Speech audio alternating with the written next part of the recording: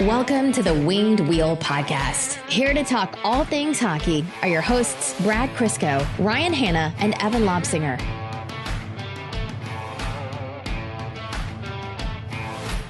Evan, we got juked hard by Brad today. Did I just surprise you by opening the podcast? I'm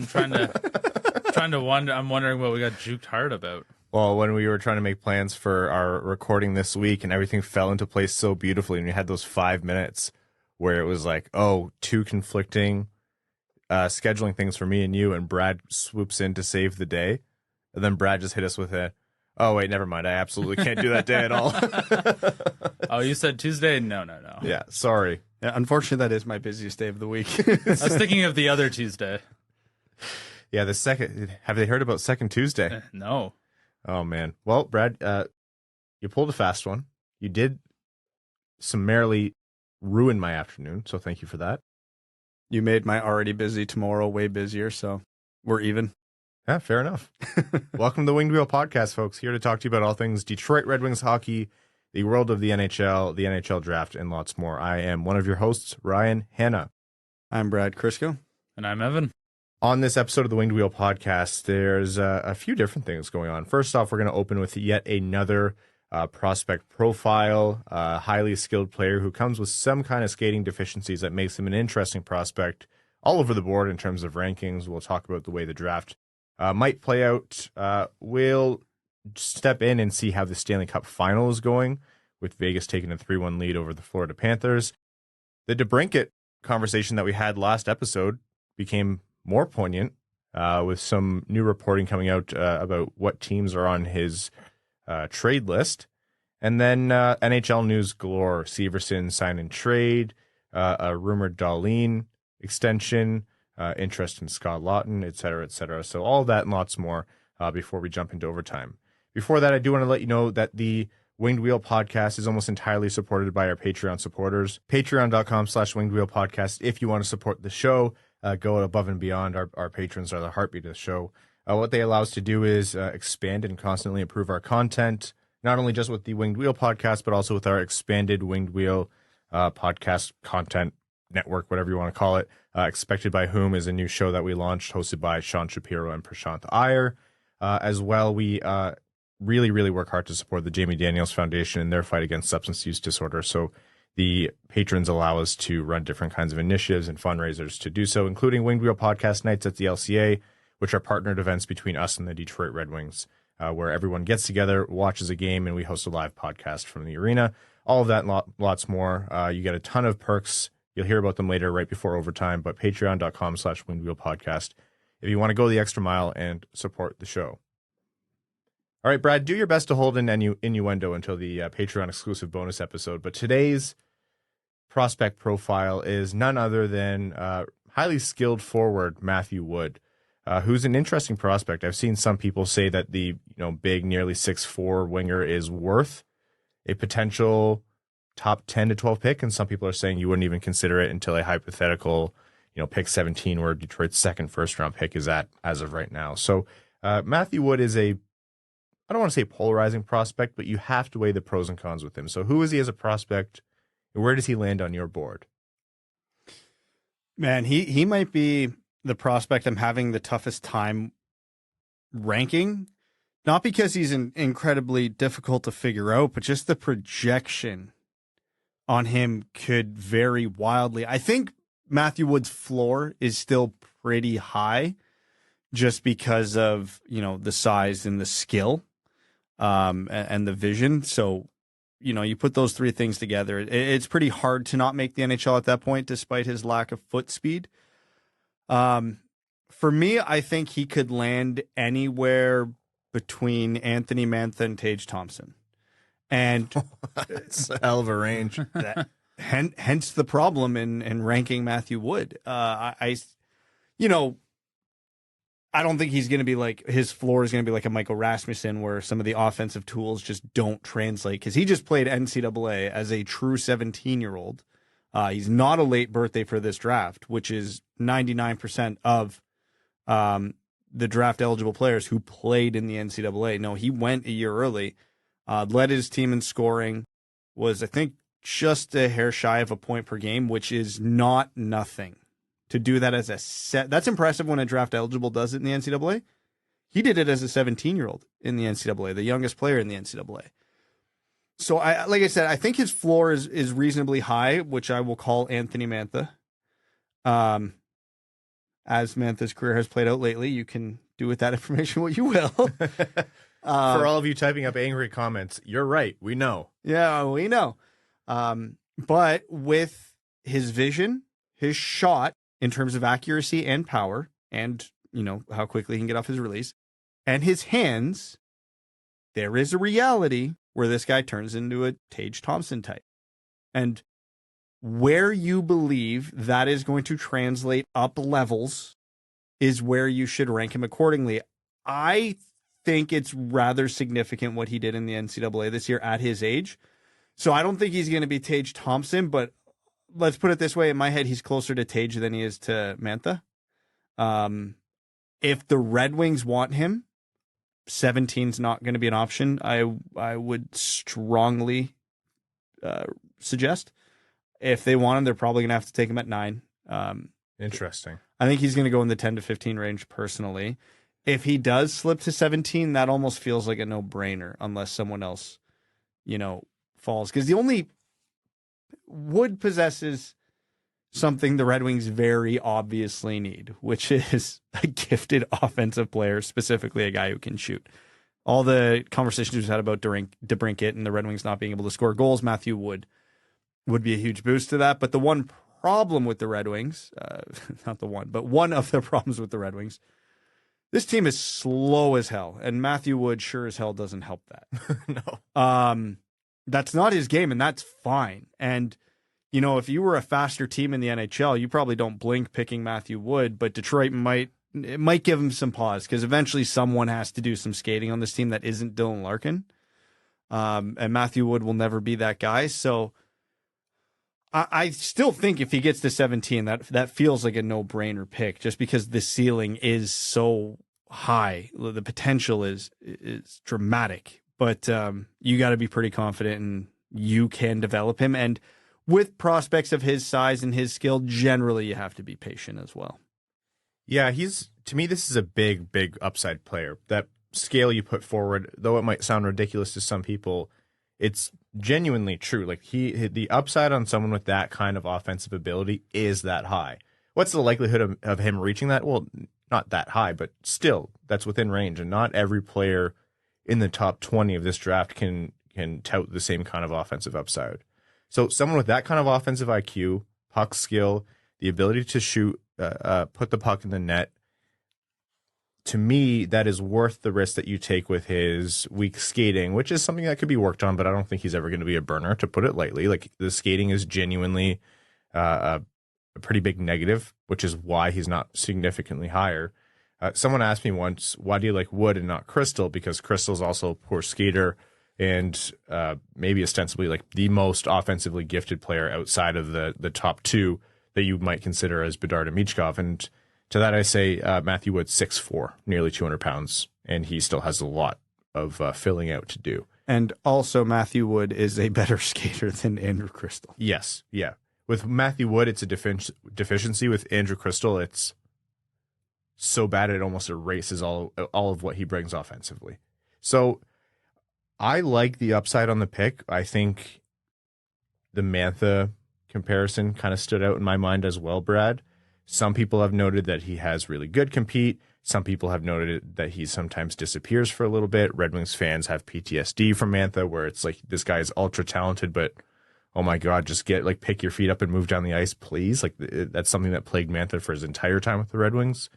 But he can do it all in the offensive zone. And even if he settles into like a middle six winger who's not a burner but can contribute heavily on the power play, that fills a direct need for the Red Wings. And to me, that's the kind of offensive talent that you can't pass up. Whether you do that at 9, I'm not sure I'm there on him, but I'd be happy with a trade up from like 17 to try to secure him a bit later. Yeah, if you think he's going to be a middle six forward, I don't think you take him at 9. Well, you could, depending on how you feel about the draft, but in a strong draft like this, no. Sure. You'd rather go with a guy with top line upside, which he has, It's just the probability of it. That's why I said if you think he's a middle six forward, you don't do that at 9. He's also a winger, not a center. Yep. Although he has played center where the year he dummied the BCHL, I'm pretty sure he was a center that year.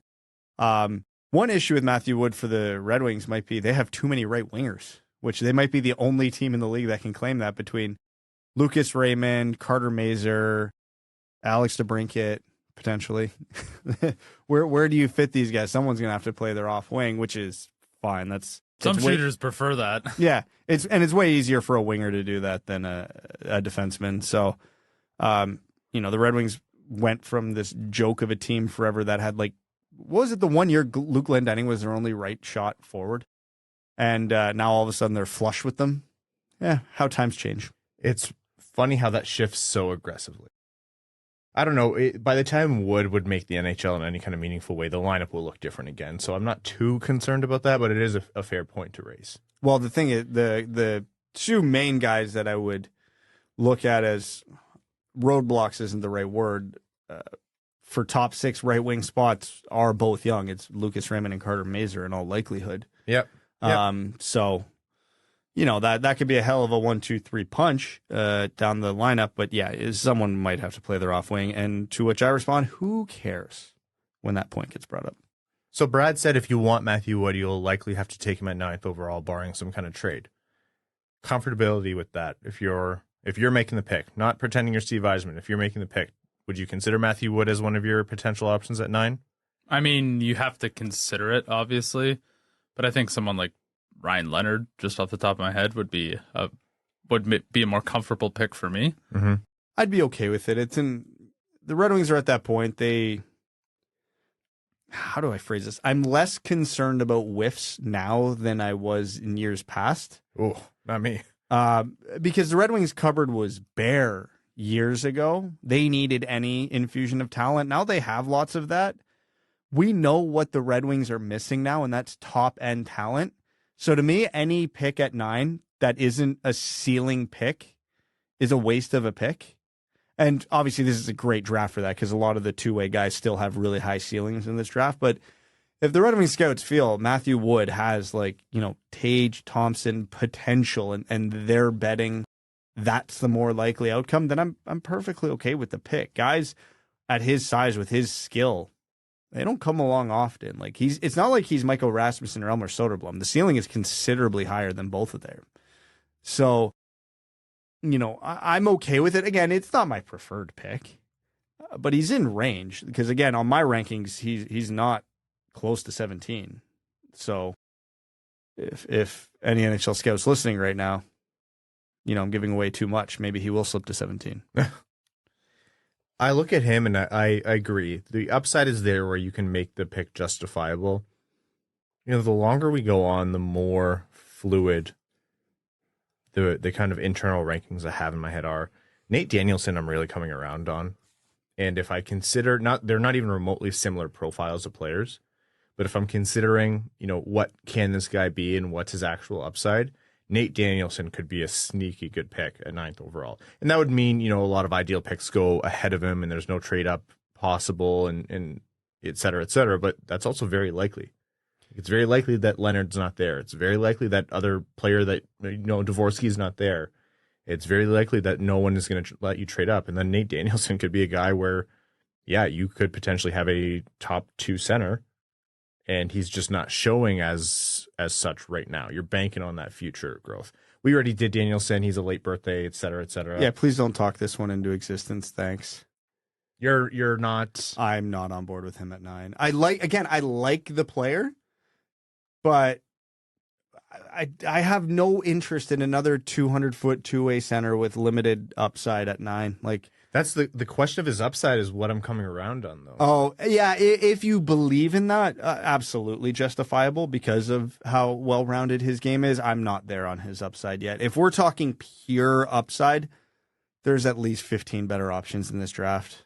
Okay, let's go with... So Matthew Wood is the kind of player who maybe isn't that highly ranked, but has the kind of upside where you can justify it. So he fits into that mold. Yep. What other players aren't necessarily ranked in the top 7, let's say, or 8, but have really high upside where you could see the pick justify it, and it would be, call it ballsy, but it could pan out. Okay, so I'm good. This guy was in this range and has been almost free falling on a lot of boards lately and in a lot of reports. So much so that I've seen in a mock draft the Red Wings get him at 17. But I went back and did a double take on Zach Benson. I'm even more sold than I was before. Like the guy has, I did a real deep dive on him because I was really big on him, as he was one of the first profiles we did. So anybody who listened to that remembers. And then ever since then, it's like I put it out in the universe, big fan of this guy, and everybody in the world went, "We'll show you." Brad the anti-scout. And he just started free falling on a lot of boards and on a lot of mocks. So I went back and I'm like, okay, what did I miss? The conclusion I came away from is nothing. I knew he was 5'9", but I guess the hockey world just discovered that fact. Watching him, and the more I watch him, I don't think he'll ever get this good, but I see so much Mitch Marner in him. Oh, okay. Yeah, just his. I thought you were going to say Braden Point. No, they are dramatically different players. Yes. No, but how Marner has that sense, despite being undersized, to make space for himself, find the space, and as that space closes, it doesn't matter because he's already 2 steps ahead and can make that play before the space closes. Yeah. That's Benson's best trait. I saw one highlight reel video package, whatever you want to pull up, was just clips of his passing from along the boards.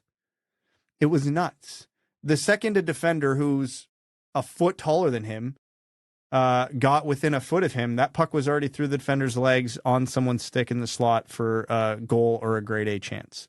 So if we're talking upside, Zach Benson might be that guy in this draft. Again, I understand the risk. He's a 5'9" center with not great speed. But God, I don't know if there's a better playmaker in the draft.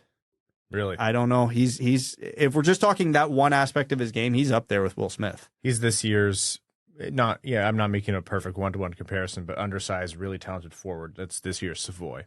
Someone who we were big on last year, who Buffalo ended up grabbing after Detroit. Yeah, and it's funny you bring up Savoy of all guys because Zach Benson's a year younger than Matt Savoy, and Zach Benson's been largely driving the bus on that team with Matt Savoy for the 2 years he's been on that team. Yeah. So if you like Matt Savoy, boy, let me tell you, this Benson kid might be even better. And going back to one thing you said, you're like, you're not so concerned about whiffs for the Red Wings. And I'm obviously concerned. I'm not as concerned as I used to be because the cupboard is so full. You can risk a lower floor for a guy with a higher ceiling with this pick because they don't need another third line center. They don't need another second line winger. They don't need another second pair D. They need a star. And it is incredibly hard to find a star at number 9 unless you take a swing because anybody with true top pair, top line potential that is available at 9 is going to have flaws that they either overcome or fix. So for Matthew Wood, he either has to fix his skating. For Zach Benson, he has to overcome his size. Both of those things are possible. I would argue for both of them likely. Not that Wood's going to fix his skating, but it'll get better and it won't hinder him in the NHL, I don't think. But yeah, again, I'll use the Nate Danielson example as a good reference point. And I'll phrase it this way, which is going to sound like I'm talking down on both these guys, but I'm actually talking both of them up because they're so similar. Why would we draft Nate Danielson? We already have Marco Kasper. So they are going to fill the same role on the teams they play. It's funny because I agree with you in terms of, the cupboard is full. You don't need more middling players.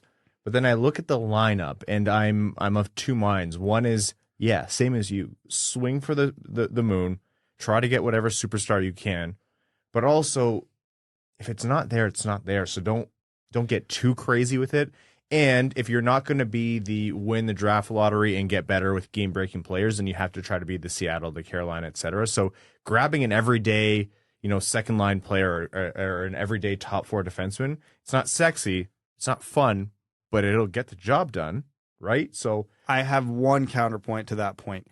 any other year, what you're saying makes 1,000% sense, and I'd agree with 100%.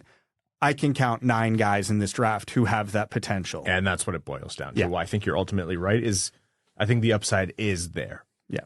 At 17, this conversation becomes way more relevant. Yeah. If the high upside guys are gone, and it's like, all right, Danielson's there, or Tom Willander's there, or these guys that are going to be really good because of how refined their game is, but like the ceiling might not be there, but all the high ceiling, like really high ceiling guys are gone. Yeah, of course you're going to take one of those guys. Why would I take pick a Lucas Dravisevich when Willander's there, right? Like, yeah, okay, I'm taking the safer pick here, like, because their ceilings are not that far apart. Where are you, Evan, on swing for the moon versus, high floor? Well, I think there's basically anybody who's been ranked in the top 12 has subjectively like elite level ceilings.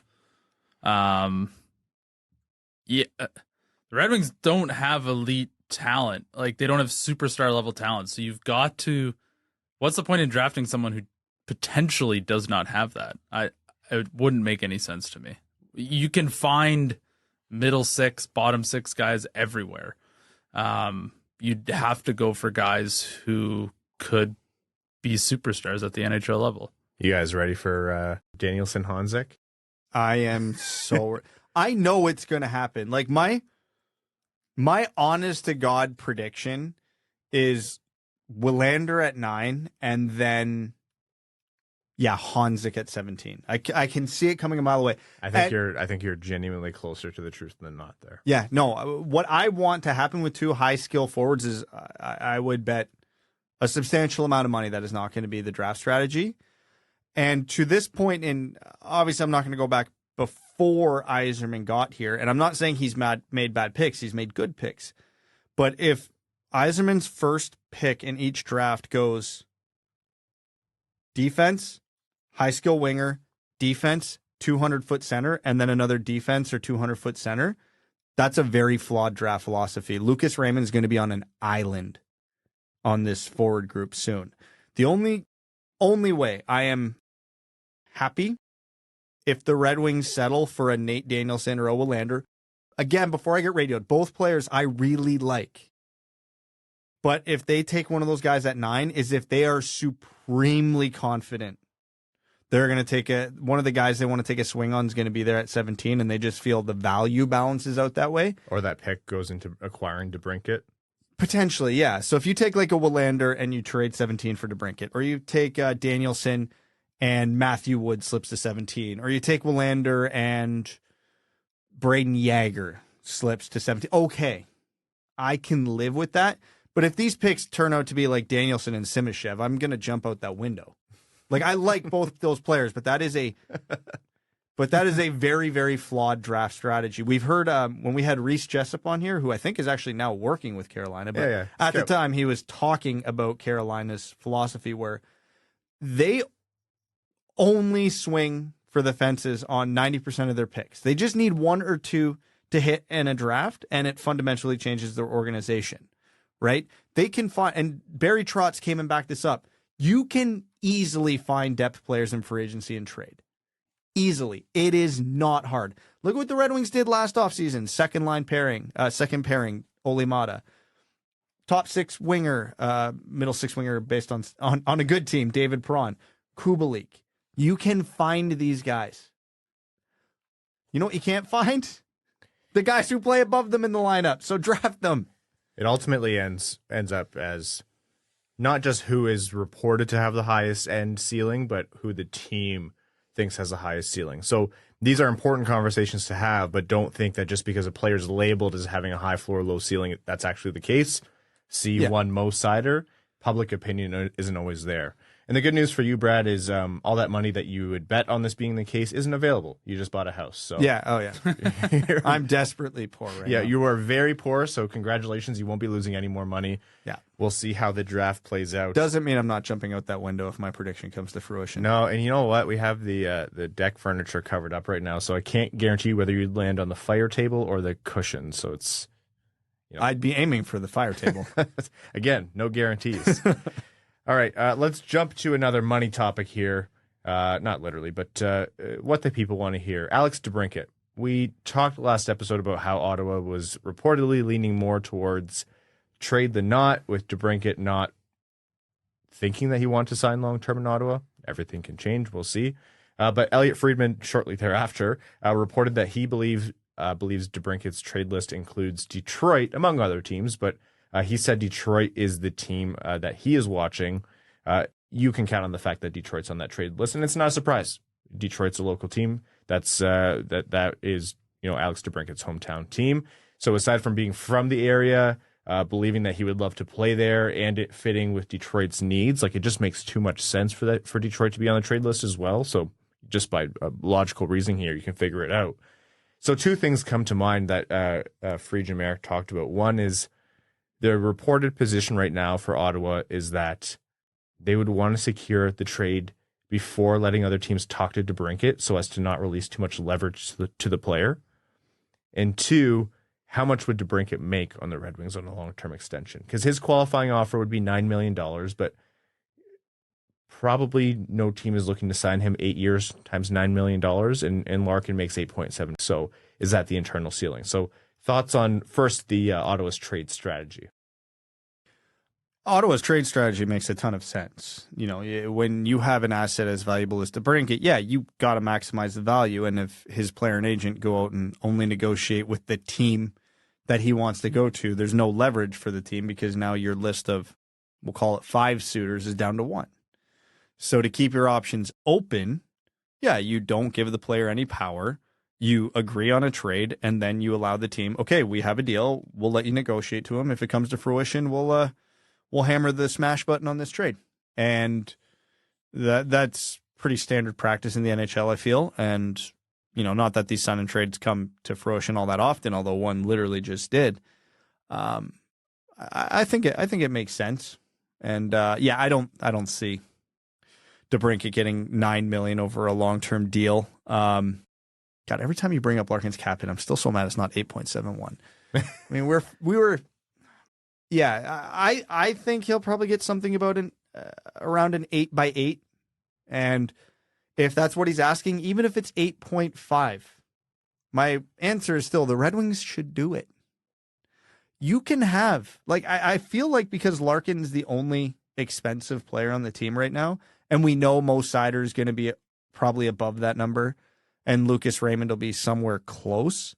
That, we can't take on another high dollar guy. You can't do it. It's just, guys, look at Tampa, Toronto, Colorado. They have 4, 5, 6 players north of $7 million.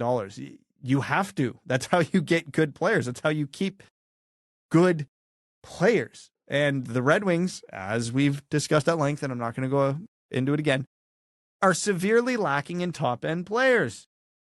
You can fill out the bottom of the lineup however the hell you want, but if you don't have a first line and a good top 4D, you're screwed. Now, if you have to overpay to get a yearly 30-goal scorer in Alex DeBrincat, you do it. And there is a line. Like, I'm not giving them $9.5, $10 million. I'm not saying pay these guys whatever the hell they want. But I don't think the Red Wings are in a position to nickel and dime when opportunities like this come up. So Larkin's cap is 8.7. And so 8.7 exactly. And so if he comes in around there, like you said, Brad, we're working in the margins here in terms of absolute value. A 40 goal scorer, a guy who should be able to put up 40 goals, will command a pretty penny. If they can get him in under that kind of internal cap to say hometown discount, you're playing with friends, et cetera, then that's great. But yeah, with the cap going up and just the intense need, I've always been of the mind of overpay for your stars and superstars. DeBrincat's not a superstar, but he would be hopefully Detroit's most potent, if not one of the most potent offensive weapons, bringing something that is entirely missing in their lineup right now. The only question is, what's your belief in DeBrincat being able to do that consistently? He's a 40-goal scorer or 40-goal pace scorer, but he's also dipped into the 20s twice in the last 4 seasons, I believe. So do you think that kind of ebb and flow is just a product of his development over time? Do you think that's going to be helped at all by coming to Detroit? Because, I think Detroit's offense is in a much better place than it was previous, to state the obvious. But they're not exactly going to nurture someone to 40 or 50 goals very easily. DeBrincat's ultra talented, but I don't think it's a guarantee that he comes up here and puts up a 40 spot on his first go around in 82 games in Hockeytown. So I don't know. I could see some trepidation from people for not wanting to overpay, but the 8.5 mark, 8 to 8.5 mark to me seems more than reasonable. It just ultimately depends on what DeBrincat's contract demands would be, and if that's at all affected by coming to play for his hometown team. How many goals did DeBrincat have this year? 27. 27? Cool. That would have put him second on the Red Wings by 3. Yeah, but it's still 27 goals in an ultra high scoring season for the league. Yeah, no, I agree. And Ottawa wasn't a great team this past year either, which is relevant because, when you go from playing with Patrick Kane to the Ottawa Senators, can't expect that's going to get a whole lot better going to the Detroit Red Wings. I would argue worse. Yeah, exactly. But he's had these ebbs and flows his whole career. So do you pay him? Do I pay the guy whose floor is 27 goals? Yeah, that's fair. That's absolutely you do. And I've heard he's undersized. How is that going to translate to the playoffs? I don't know if anybody's watched Alex DeBrincat over these. Let me tell you, this guy doesn't thrive off this cycle. So I don't think his production's going to matter when it comes to playoff hockey. He has his way of scoring goals. And I'm playing devil's advocate here for the most part. Detroit's not in the luxury of passing up on these kind of guys. So, yeah, I said it ultimately comes down to what DeBrincat wants contract-wise, but what it really ultimately comes down to is what's Ottawa going to charge trade-wise to trade intra-division? Because DeBrincat's not only willing to go to Detroit. Like, if Ottawa goes to him and says, hey, we have trades with Vegas, Florida, Dallas, I think Vegas and Florida were definitely on his trade list among other teams, but those 3 guys, Detroit came nowhere close. He's going to say, well, okay, I'm going to talk to them, and one of them is going to offer him 8.8 or something, and that'll be enough. It's not all or nothing for the Red Wings, or we at least don't know that that's the case. So what's Ottawa going to charge for not just a divisional foe, but someone who's in lockstep with them in terms of their progression through a rebuild? Now, I know it's not apples to apples, especially with a potential extension involved in the trade, but it was only a year ago. Alex DeBrincat cost pick 7 and 39. That's your starting point, and you can go up or down from there. If there's no extension in place, and it's just going to be on a rental to a team like Carolina, who's like, yeah, okay, we just want him for the year, that price goes down from there. But if it's a team that has an extension, you're probably paying more than that, and intra-division, it's probably going to be even more than that. What that looks like from Detroit, maybe it's pick 17, Boston's first and second. Maybe it's pick 9, 17, and that's it. Maybe it's 9, a second-round pick, and a prospect. Ottawa is also in the same position as Detroit, too, which is what makes it interesting to me, because maybe they want a good player off the roster. Maybe Ottawa doesn't have much interest in going too far backwards, losing DeBrincat. I think player off the roster, you've hit the nail on the head. They'll want some kind of high-end asset. Yeah. They'll do their dance of asking for Raymond or whatever, and you say no, and then you progress through the negotiations. Yeah. But then they'll ask for – there's a lot of players who could fit the bill for Detroit. Yeah, Rasmussen, Berggren, both those players I could see appealing to Ottawa. And again, I don't know what the ultimate price ends up being, but it's not going to be little, because obviously Detroit's – when I'm talking about Detroit here, understand that for the next however long until he's traded, this is with the understanding the extension's in place. Detroit has no interest in a rental. So keep that in mind when I'm talking about values. But yeah, you're going to pay out the ass for him. But here's the thing, because you were talking about Dallas, Florida, Vegas being rumored teams on his list as well. None of them have the assets to give up that Detroit does. None of them have the cap room to pay him what Detroit can. So if Detroit gets outbid here, someone is really, really stretching themselves thin and really, really, or I should say way more gung-ho to get him, because Detroit should be in the driver's seat of this process. They have everything that would be required to get this deal done, whereas the other teams that are likely on his list don't. If I'm betting all of Brad's money on anything, it's the fact that they are very in this process right now. Successful or not is a whole different question. Like, those are behind Yzerman's closed doors, and I don't know. Ottawa, I don't want to call Ottawa a leaky team, but I'm not kidding when I say this one. I think I have more active information coming out of Ottawa, the NHL team, than the Red Wings, the NHL team. Like, that's a real thing. Canadian markets are just such a different.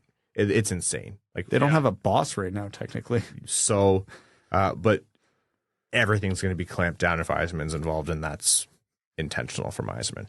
Mm-hmm. But in terms of that trade, like, it's as long as it's Pierre Dorion, we've seen both sides of the spectrum in terms of what kind of return he garners too.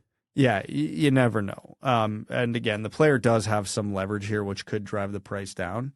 Because if he has 5 teams on his list and 4 of them go, yeah, we're not interested, or we're just not coming anywhere near your price, then, price goes down. And I when we were tweeting about this yesterday, I saw no less than 3 replies go, oh, why would you give up that much? Alex DeBrincat is not going to make this a good team. What? Like, I understand DeBrincat himself is not going to make this a good team, but when we talk about the Red Wings being 2 to 3 significant pieces away from being a good team, he's one of them. I mean, 1 out of 3 is a start. Like, did you think all 3 are coming in one trade? Like, we're going to call up Winnipeg, Hellebuck, Connor, Ehlers, done. One deal. Yeah. We give up our entire farm. No, like, hey, if you don't like Alex DeBrincat as a player, or you think the price is too high and you want to argue that this shouldn't happen, totally fair.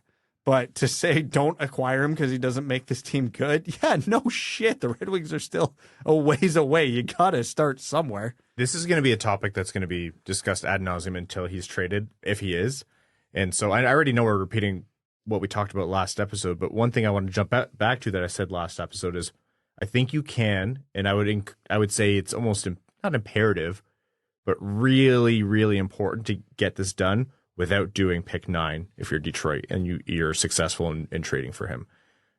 I understand that they traded 7 plus, what was it, 39, 37? 39, yeah.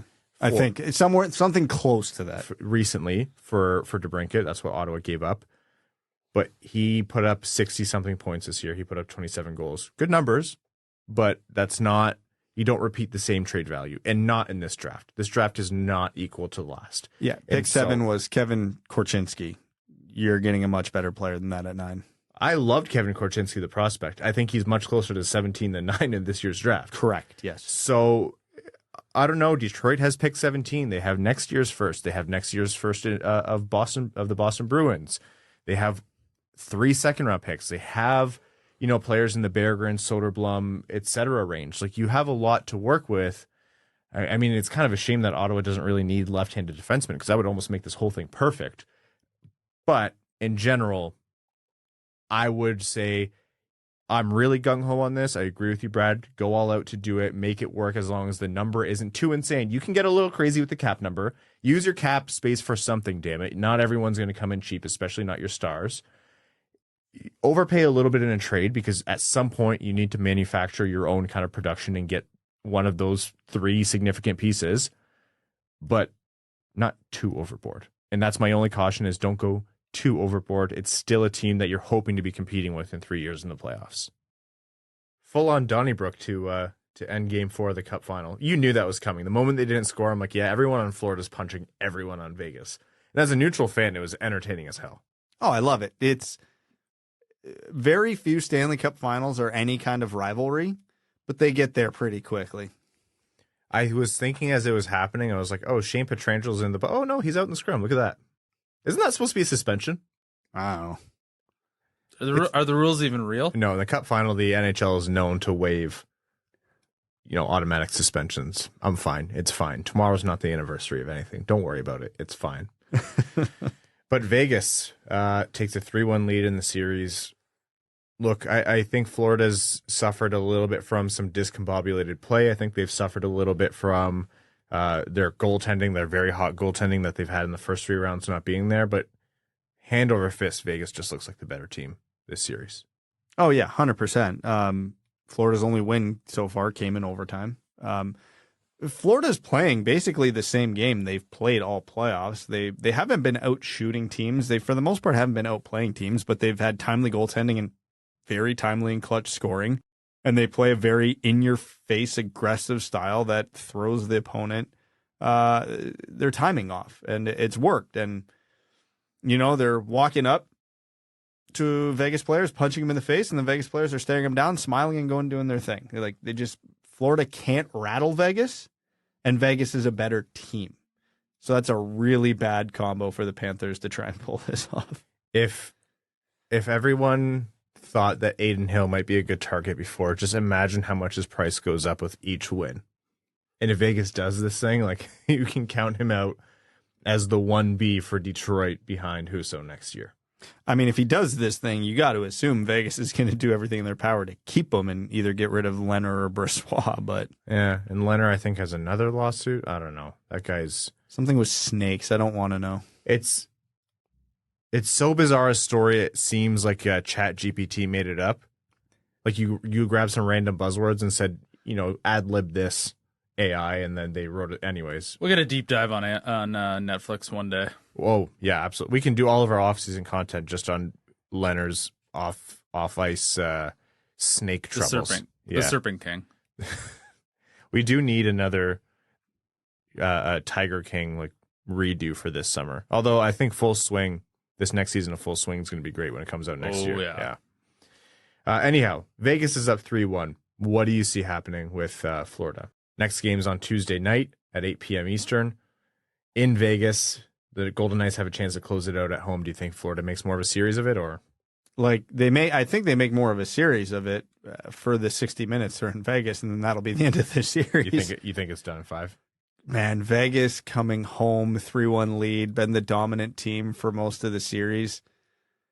Time for a game off. If they don't close it out here. The one thing that stops me from saying, yeah, but it's Florida, this is what they've been doing all playoffs, is Matthew Tkachuk is seemingly hurt. That team is getting banged up in some pretty rough ways. Everyone's banged up by the Stanley Cup final, but yeah, I'm not sure that Florida has actually the manpower to mount the comeback. I'd love for it to happen. I want 7 games in any cup final that Detroit's not involved in, but yeah. It'd also be nice as their first cup win, if they do in fact close the series out, for it to be at home. Mm-hmm. That's where, if you're going to win it for your first time, that's where it should be.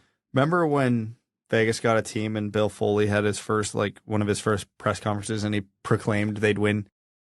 They'd make the playoffs within 3 years, and they'd win the Stanley Cup in 6. This is year 6. Hey, man. This is year 6. That's a big swinging call right there, and it's owning up so far. All right, we'll update the Cup final as it moves along. No, I just had. He's like, yeah, 6 years. What a call, Bill. And I just got the flashbacks of, oh yeah, sure thing, Kenny. 10 years to rebuild, and here we are. Yeah, here we are. Oh God, I hate it. It's depressing. It's depressing. Don't think about how long Vegas has been at this. It's not gonna feel good for you. Have the Red Wings played a playoff game since the Vegas Knights have existed? Nope. All right, because that's depressing, I'm going to move us along. The already thin free agency pool just got thinner. In the second ever sign-in trade, Damon Severson is off the board as a potential right shot defenseman that Detroit could use to fill in the Hronek spot. He was traded for a third-round pick from New Jersey, or from Columbus to New Jersey in exchange. Columbus got Damon Severson, who was before that signed to an 8-year, $6.25 million per year contract. No trade clause for the first, this looks like 4 years, and a modified no trade for the last 4 years. So 8 times 6.25 for the 28, soon to be 29-year-old Severson, right shot defenseman. My initial reaction was, damn, because he would have been a great addition to Detroit's right side. I would have thought that he would have taken an overpay. Am I crazy for thinking I was not expecting a $50 million contract? You think that's too low or too high? Too high. Oh, yeah. You are correct. That's okay. A bad contract. I like Damon Severson as a player, but they essentially just paid a 29-year-old for 8 years. Yeah. And you give up the 3rd round pick to get the negotiating rights. That's perfectly fine. I have no problem with that. Red Wings did it with Husso, and that worked out all right so far. If you have your guy, get your guy. But man, the cap hit's not as bad as I thought. But yeah, I can't wrap my head around it. They're going to be paying this guy till he's 37. Yep. And that's okay. Like, I really like Severson as a player. I think depending on how you deploy him, he could be worth that money for more of the years than people think. But I don't know. It maybe in a we're looking at this from a Red Wings context, and that's just purely hypothetical. There's no indication that Detroit was ever in on anything like this. But maybe if they hadn't spent in free agency like they just did on Sherratt and Kopp, especially Sherratt, I'm like, I don't know that you can be dishing out 8 years to a guy who's going to be 37 at the end of it. You can, depending what your window is, which we're talking about the Columbus Blue Jackets as they are right now, who have seemingly done their absolute damnedest to ensure they are mediocre for a very prolonged period of time. I saw a tweet going around of Columbus's top 4, and they're like, oh, now this is how you build an elite top 4. And it was that elite top 4 featured Damon Severson and Ivan Provorov. And I said, did we die and go back in time 3 years? I can see that top 4 being pretty good because that's Werenski. I can see it being good. Yeah. Good is a good answer. I can see Provorov bouncing back a little bit. I expect David Jiricek to be very good. Exactly. I expect a healthy Zach Werenski, if he actually ever stays healthy, to be pretty good. I expect Damon Severson to be pretty good. I don't think that's a top 10, top 4 in the NHL, but especially not with Jiricek as a rookie. And that's on the hopes that Provorov bounces back. That's on the hope Zach Werenski finally stays healthy. And that's on the hope Damon Severson can still be good into his 30s. But you can't be surprised that Columbus is doing this because, one, they just signed Johnny Gaudreau. You essentially had to have promised him a competitive team. And two, I know Jarmo has a lot of influence and power, but Jarmo Kekalainen has been at this for a long time with the Columbus Blue Jackets, and eventually you have to go. You have to make your own luck here. Let's see what they do with their very, very good draft pick. Maybe they're thinking we're going to get a guy who's going to be an NHLer sooner rather than later at 3rd overall, which they should. Unless they go the Michkov route, which I don't think there's anything against that. They're definitely not. But I don't think they will. What's their center depth like? Non-existent. Okay. Kent Johnson, which is great. I love that for them. If they choose, if Babcock chooses to play him at center, now Kent Johnson seems like a Babcock guy. Yeah. Yeah. Johnny Gaudreau, big Mike Babcock guy. I still laugh so hard. Patrick Laine, he's going to get along with Babcock great. Yeah. Mike Babcock seems like he would. Yeah, I can't wait for Boone Jenner to play 29 minutes a night while Johnny Gaudreau and Patrick Laine play 17. What's Boone Jenner catching strays for here? Boone Jenner definitely is a Babcock type. Yeah, and I think I said this last episode. I'm going to double down on it now that this new trade has happened. Columbus is going to get a lot better this year, just purely through health. They were one of the most injured teams in the NHL last year. So if Columbus jumps 10 points in the standings, I want everybody to remember this moment. It's not because of Severson, although he'll help. It's not because of Provorov. He might help. And it's not because of Babcock. He probably actively won't help. It's just the natural regression to the mean. If they go from, whatever they finish at this year to 110 points, okay, I was wrong. And Jarmo knows way more than I do. Obviously, he does anyway. But I want everybody to keep that in the back of their minds before they start saying Detroit should start going out and overpaying 8 years for 29-year-olds. In other news across the NHL, it's rumored that Rasmus Dahlin has an 8-year times $10 million contract. So an $80 million contract waiting for him as of July 1st as an extension with the Buffalo Sabres, which... Rasmus Dahlin, anyone who was kind of sleeping on him was quickly silenced this past season. Obviously is the future of that team and the Sabres. How does that inform on Detroit's own upcoming extension whenever it comes with Moritz Seider? A little bit. I don't think it changes much. My prediction has always been around $9 million. This doesn't really feel off-brand for what the defensive market has been. Rasmus Dahlin's 23 years old? Came into his own as a true elite defenseman in the NHL, and now he's getting paid like is reportedly getting paid like a true elite defenseman. Yeah, Why is anybody surprised by this? I don't think anybody's surprised by this, but this all tracks with everything we have all been saying for a while now. He has already played 355 games. Where's the time? Was this not crazy. his 5th season? He's already finishing up a bridge deal, isn't he? I know that, but it's just like I remember That's so crazy. talking about his draft profile and praying beyond all hope that Detroit could get this guy as if it was yesterday. We're old. Shut up, Brian. $80 million contract. You're right. I don't think he's like that. That's not Seider's range, not Dahlin. I love Seider. He is the future of Detroit's blue line, the future of the team, or at least one of the biggest pieces of the core, both physically and, talking about team impact.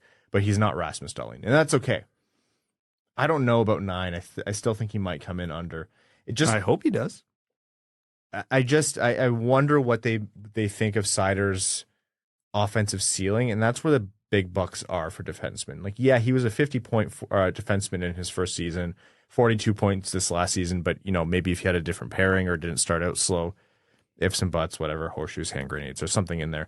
But more or less, if you can count on him being an everyday 50-point defenseman who's going to be your number one guy and defending really well, yeah, he's going to make a shit ton of money. I just don't know that $9 million is going to be the number. The big asterisk here is how much does the increase in the cap and that projection move it up? So ultimately, Brad, I think you're right. That's closer to the number, but I don't think Dahlin is going to be the direct comparable. But you bet your ass that Mo Seider and especially Claude Lemieux, which, again, recurring reminder, if you didn't know, Mo Seider's agent is none other than Claude Lemieux. Yes, that Claude Lemieux. When they're in that room with Detroit's negotiating staff, whether that be Yzerman or whoever else, they're going to use Dahlin as a reference point if it is indeed 8x10 that Dahlin signs. And that's just negotiation. Yep. Okay. Other news across the NHL. Scott Laughton is a guy who's getting a lot of interest. Why? People. Hold on. Don't disparage the good name of Scott Laughton. I think he's a good player for Philly, and he's signed for 3 more years at like $3 million, I think. Cost-controlled player who's very versatile up and down the lineup. Does well for Philly, really well liked there. Looked well upon across the league, and I've had a few people reach out to say, does this make sense for Detroit? Now, it was reported that Philly was turning down picks as high as like late firsts. I don't know if that's real or that's just what they're selectively leaking to drive up the price. I like Scott Laughton. I think any team on the league could make room for Scott Laughton, and that would be a positive impact on the lineup.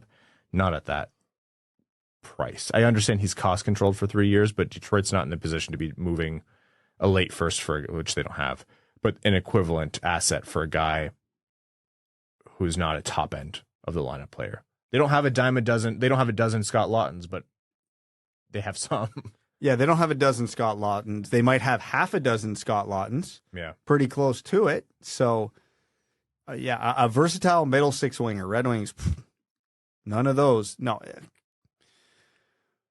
Getting back to the draft talk, you can find guys like this anywhere. You're not paying a first-round pick. You're not paying a second-round pick to get these types of guys. You can find them everywhere. I'd pay a second-round pick for him. Not if you're Detroit necessarily. Not right now, yeah. Yeah, if you're like a Tampa or whatever, looking to, overload before a run, sure, but by all means. But no, yeah, I know like skill set wise, they're not the same player, but like fundamentally, what's the difference between Scott Laughton and Michael Rasmussen or Pius Suter or getting to Joe Veleno? Like these guys are, again, I like Scott Laughton, the player. But, like, yeah, no, absolutely not. The only thing that worries me is he does strike me as a Steve Yzerman type. And Scott Laughton, if Detroit traded him for him tomorrow, does not move the needle at all. I think he moves the needle a little bit. Like 1 point in the standings, if that. Take a point, Brad. You only have 80 of those last year. You'll take the point.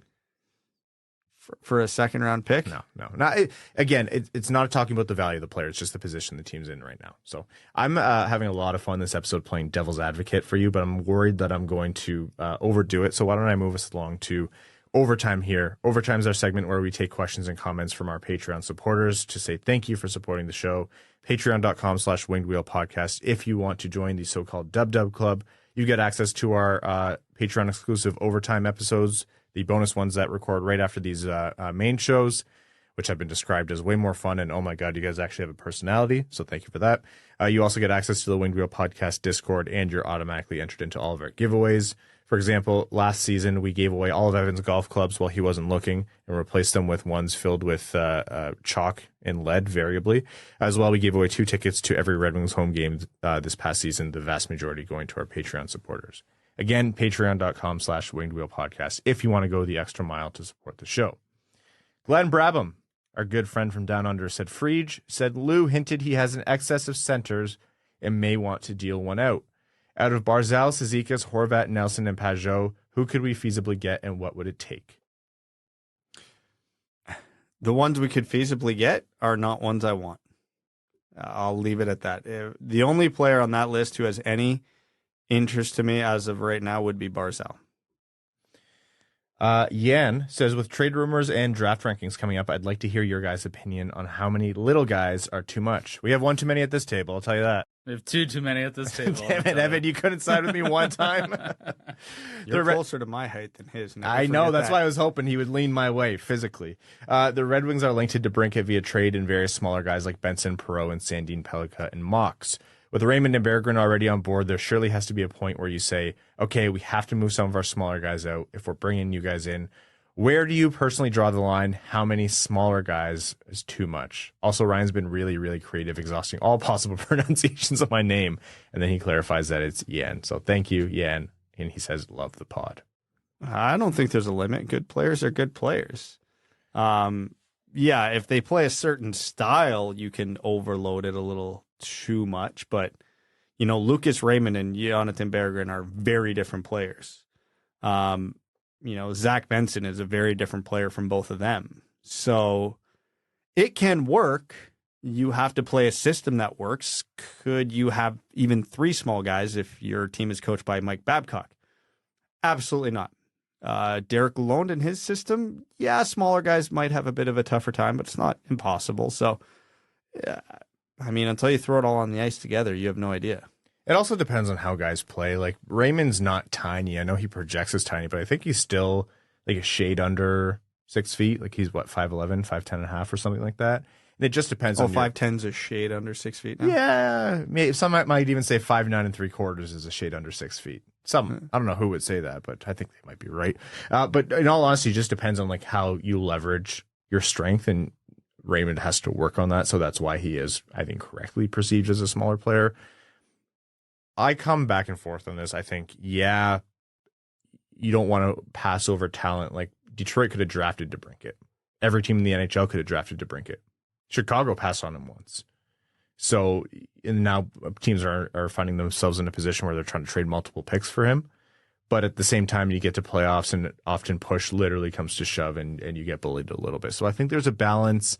I think that the pendulum is swinging a little bit back towards find really athletic big guys who can move and do a lot of the skill things. It just depends on the small guy you're bringing in. And if it's top of the lineup talent, you're better off bringing in the talent and then working around the size in a different way, if that makes sense. Irish wristwatch switch swath says, if you were able to draft any 2 players from the same program, who would you choose?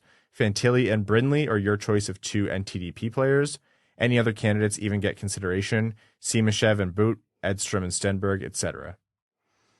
Is there anyone on Connor Bedard's team who's elite? Yeah, Fantilli and Brindley is not a bad starting point there. God, yeah, I know you mentioned it in the question, but my mind immediately went to the NTDP when you brought it up, because I'm not thinking of any big combos in the CHL this year, at least none that when we're factoring in pick 9. I don't know. If I could, I'd maybe go Pro and more, you know, something along those lines. I think Fantilli Brindley makes a lot of sense. Yeah, but you're not getting Fantilli at 9. No. Brad Hot Stuff coming through Crisco says, given Vegas' success, would you say Yzerman's biggest knock so far has been not backing up the Brinks truck to buy our way back into contention? I know it goes against traditional team building and may not lend to long-term success, but there's 31 other teams in the league that haven't been to the finals twice in the past 6 seasons, and isn't the whole point to win? I think the starting point that Vegas was working with is what allowed them to do it. in the cap world, you can back up the Brinks truck if you're starting from zero, which is not even where Vegas started from. Vegas started in the green because they were able to steal players from other teams, and other GMs, I don't know, took a love potion and just gave them way more than they should have. So, yes, you can pay. That was pay to play, but Vegas was very uniquely situated to do so, and you're hard-pressed to try to do it. Does that make sense? Yeah, when Vegas started buying, they were a team fresh, like really started going crazy. They were fresh off the Stanley Cup Final. Detroit should be very aggressive in that market, but not before they, play a playoff round. I will say maybe Yzerman's biggest downfall so far, or the biggest knock against him, would just be the lack of leverage of the cap. Not that these trade opportunities are a dime a dozen and very easy to find. Like, he's done some, but there have been times where I'm like, I would have loved to have gone for that guy, or I would have loved to have been the facilitator in this trade, or I would have loved to have taken that bad contract on. It's easier said than done because cap space is really, really valuable. And if you start to dole out like $5 million for a 4th round pick, well, then you're just a chump, and no one's ever going to pay you a first for that amount of cap space. But no one pays you first to take on players unless it's Kyle Dubas in Toronto, pointlessly. I don't know why I just went after Kyle Dubas there. He already lost that job. Michael Granlund. Yeah. Darren Helms, Stan Club returns, says using Prashant's tool, I see Otto Stenberg has been projected as high as 8th and as low as 53rd. Swedes have obviously been on the radar for the team during the Yzerman tenure. How would you feel about drafting Stenberg at 17? Could he be there for one of the 2nd round picks? Now that I can actually answer the question. Yeah, did we just pause? Yes, we did. My golf influence has penetrated the podcast. Yeah, we held off for like 8 years. Yeah. It's over now. I think Stenberg's an okay pick at 17. Obviously, the way the board shapes up, I feel like better forwards are going to fall, but perfectly justifiable there. I don't think it's crazy that he falls to one of the 2nd round picks, but I also wouldn't call it likely. I agree. He could. He could be one of those names where it's like, yes, we talk about him all the time as a late 1st round pick or mid 1st round pick. And oh my God, he's there on day 2, and then Detroit doesn't take him with any of their 3 2nd round picks. Not that it was 1-for-1 with the multiple picks, but I still have not forgiven the Red Wings for the Logan Stankoven incident. That one, yeah, there's a few like that, and it's best not to hang on them. It's like, the Lindstrom versus Robertson pick, for example, like in hindsight, it's funny to look at the nobody they got the pick before a superstar, but I do not remember anybody sitting there banging the table for Jason Robertson at that point on Twitter, on this podcast, anywhere. Mm-hmm. They're like, yeah, he was on some lists of, you probably should consider this guy here. For all I remember, he might have even been on ours at that point, but we weren't like sitting here doing backflips. I remember every damn pick of that 2nd round going, not Stankoven, let him fall. And then he went to the Detroit pick, and they just kept on going. And that one, I mean, he hasn't even played a game in the NHL yet, so you never know, but that one never sat right with me. Non-smoking podcast smoker says, who do you guys think will be the backup goalie next year, and what kind of solution would you prefer? Will it be a trade or free agency, or does it matter? Also just signed up to Patreon. Long overdue. Greetings from Finland. Thank you so much for your support. Welcome to the Dub Dub Club. And yeah, who's going to be Detroit's backup goalie? You want to hear my ideal scenario? Yeah. Matt Murray. That was the first name I was thinking of. Take on the contract from Toronto. Yeah, I don't want to overpay for a backup goalie. I don't want to trade an asset for a backup goalie. I would love to receive an asset for a backup goalie. And Matt Murray's been a starter before. He's not great anymore. He was okay in Toronto this year, but if you want Ville Husso playing 50 games, Matt Murray should be able to carry 32. Health withstanding, probably go out and get an above average number 3 guy, I would say. But yeah, the Red Wings are still at that point in their rebuild where they can do things like this and they're not hindering the performance of the team. So I would be very on board with that. And last one here from AJ Voss says, question on the Mike Babcock Red Wings era. On one of the recent episodes, it was mentioned how it was pretty open even at the time that the Red Wings captains all had strained relationships with Babcock. I started really following the Red Wings closely around 2015, so I have no memories of that. So I was wondering if it was like a case of Nick and Hank being passive-aggressive in pressers, or if it was just something widely reported by insiders. Also, were there any notable incidents or stories that came out while he was still with Detroit? So you would never have caught it from Nick. It was only really after Nick retired, and even then, he barely says anything negative about anyone. With Zetterberg, it was the tension, I think, was more visible at the time. Not that Hank said anything, but no, you can read between the lines. Yeah. There was a lot of reporting going on. That was also the era of the Red Wings where access was more plentiful. Let's call it that. Incidents that came out, I mean, the whole how much influence does a coach have over the GM and roster decisions, etc. The focal point of that across the entire NHL was the back and forth between Babcock and Holland. And they weren't necessarily of different minds in terms of how they wanted to run a team, but the power struggle was to the point where there were actually comments in pressers. I can't remember if it was about Ouellet or Sproul, but one of the defensemen, if I'm remembering correctly. Was it Alexei Marchenko? He's like, we don't need to trade for someone. We got Alexei Marchenko or something like that. Could have been something like that, yeah. And they were just kind of not a public spat, but just like because this was for a depth player, but like a tug of war between Detroit's long-standing legendary It was GM. Ouellet. It was Ouellet. I remember this now. It was Ouellet. And so that's just one incident, but that was a small one in the world of how Babcock was just a massive figure in the Red Wings world, and that didn't go well with everyone. That was sort of the height of the pedestal era of Mike Babcock. Like, he had won with Team Canada, he won a Stanley Cup. Like, everybody held him in such high regards. And once all this stuff sort of came out, there was people were sort of, reassessed their evaluation of Mike Babcock. Yeah. I don't want to say like how the mighty fell. It was just like a little bit, you couldn't see the forest for the trees when you're right in the thick of it. Anyhow, we're going to wrap up there for this episode of the Winged Wheel podcast. Thank you all so much for tuning in. As we get closer to the draft, we'll share more of our plans, but we're going to kind of ease our way into some mock drafts coming up, some actual draft rankings, things like that over the next couple of episodes. Thank you all so much for tuning in. If you're a patron, new or old, thank you so much. You're the reason the show happens. And to all of our listeners, we can't thank you enough for listening. If you want to support in other ways other than Patreon, hit subscribe and put in a rating for the podcast wherever you tune in. Spotify, Apple Podcasts, Google, wherever. It does make a big difference for us. And thank you all so very much. We'd like to thank our name level supporters on Patreon. Arjun Shankar, Yves Bartels on behalf of the Sarah Grand Foundation, Aikfer, Raymond's Missing Tooth, Icon, We Are Geelong, the greatest team of all, Glenn Brabham, Keenan O'Donohue, Yanni Burgers, Meals on Wheels, Matthew M. Rice. Keenan is a new uncle. Congrats, Keenan. Seider for Norris, Croner's Left Knee, Admiral Matt S. of the Cheesebag Navy, Babe Landeskog, Brad Elliottee Crisco, Carl Bertinen Nanaluski, Chris P., Citizen High Five, Connor Scovey, Cooking with Kosa, Coyote Season Tickets and Anywhere But Tempe, Dad, Please Come Home, It's Been 5 Years, Denny's Gamer Girl, Derek Enstam, DJ Denton, Give Blood, Fight Probert, Hockeytown Love, Hockeytown Matt, Hassam Al-Qassem, Jay Gollum, Jacob Turner, Joel Miranda, Kalen Wood, Kevin James, King Tone, Marcus, Matt McKay, Michael Edlund, R.A., Red 3, Ryan Hubbard, Scott Martin. Scrum estimates directly correlates to time spent. Archon.